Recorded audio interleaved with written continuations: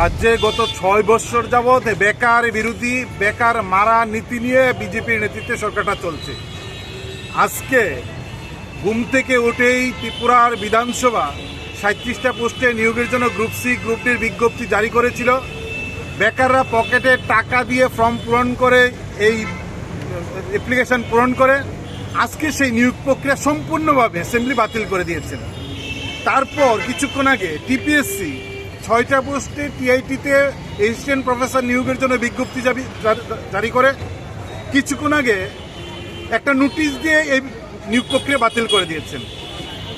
সরকার যখন একটা নিয়োগ প্রক্রিয়ার জন্য বিজ্ঞপ্তি জারি করেন তখন বিধানসভায় বসে কোনো মন্ত্রী হিন্দিতে কোনো মন্ত্রী বাংলাতে ডাক ডোল পিটিয়ে এই বিকাশের প্রচার করেন, নিয়োগ করছেন, আর গোপনে নীরবে এই নিয়োগ প্রক্রিয়া কিছুদিন পর বাতিল করে দেন।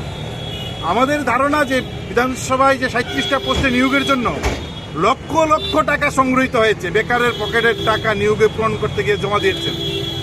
এখন সরকার যদি টাকা রোজগারের জন্য প্রতারণার রাস্তা বেকারদের সামনে ফাঁদ পেতে দেন, ভয়ঙ্কর এই সরকার।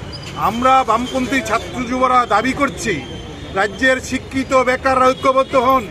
যেভাবে বেকারদের নিয়োগের প্রক্রিয়া বাতিল করছে, রাজ্যের বেকারদের দায়িত্ব নিতে হবে।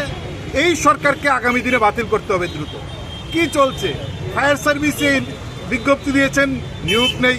জেআরবিতে বিজ্ঞপ্তি দিয়েছেন, ইন্টারভিউ নিয়েছেন, নিয়োগ নেই। পুলিশের বিজ্ঞপ্তি দিয়েছেন, নিয়োগ নেই। জেল পুলিশের বিজ্ঞপ্তি দিয়েছেন, নিয়োগ নেই।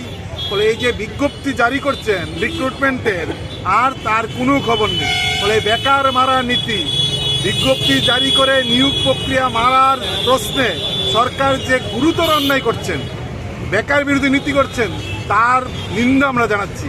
এবং আমরা খবর পাচ্ছি এই যে সরাসরি সরকারি দপ্তরে সরকারি নিয়োগ, এটাকে বেসরকারিভাবে কোনো পরীক্ষা ছাড়া কোনো ইন্টারভিউ ছাড়া আউটসোর্সিংয়ে কীভাবে নিয়োগ করা যায়, নিজের ঘরের ছেলেদের বেআইনি বাঁকা পথে আউটসোর্সিংয়ের নাম করে বিনা ইন্টারভিউতে কীভাবে নিয়োগ করা যায়, তার জন্য অ্যাসেম্বলিতে এই প্রক্রিয়া বাতিল করেছেন। আমরা তার নিন্দা জানিয়ে বেকারের কাজের দাবিতে আমরা এই মিছিল সংগঠিত করছি।